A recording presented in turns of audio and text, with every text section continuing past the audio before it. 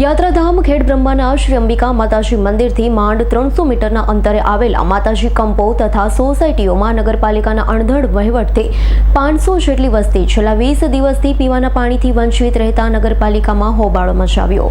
હાલ ખેડબ્રહ્મા નગરપાલિકામાં વહીવટદાર શાસન ચાલે છે, ત્યારે સમગ્ર તંત્ર રામ ભરોસે ચાલી રહ્યું હોય તેવું દેખાઈ રહ્યું છે। હાઈવે રોડથી માતાજી મંદિર તરફ જતા રસ્તાની બાજુમાં મોટા ગરનાળાનું કામ ચાલુ છે, જેમાંથી માતાજી કંપા તરફ પીવાના પાણીની લાઈન પસાર થાય છે, પણ ગરનાળાનું કામ ચાલતું હોવાથી નવીન પીવાના પાણીની લાઈન બસ સ્ટેશન આગળ નાખેલ છે, પણ કોન્ટ્રાક્ટરે નવીન લાઈન ચાલુ કરતા પહેલા જૂની પીવાની પાણીની પાઇપલાઇન કામ કરતા તોડી નાખતા છેલ્લા 20 દિવસથી માતાજી કંપાના રહીશો પીવાના પાણીથી વંચિત રહ્યા છે।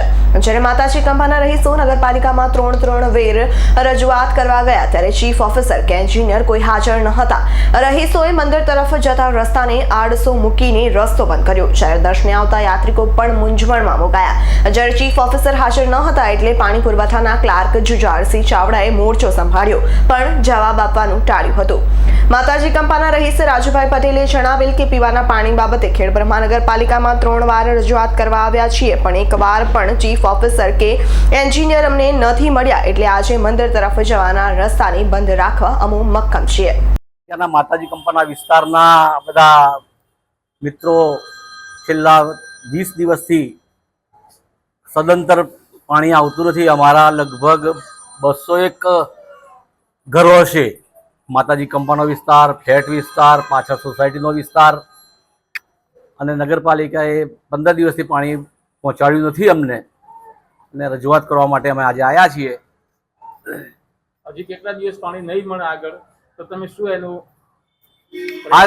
નહીં મળે તો અમે ગાંધીથી જરા આંદોલન ચલાવીશું। ચીફ ઓફિસરે આપને શું કહ્યું? અમને હજુ મળ્યા નથી ચીફ ઓફિસર સાહેબ, 2 વખત અમે રૂબરૂ આવ્યા છીએ, પણ હજુ મળ્યા નથી। આજે પણ આવ્યા છે, પણ હજુ અમને કંઈક કલાક પછી આવવાની વાત કરે છે। ભરત ચૌહાણનો રિપોર્ટ, S9 ન્યૂઝ ખેડબ્રહ્મા।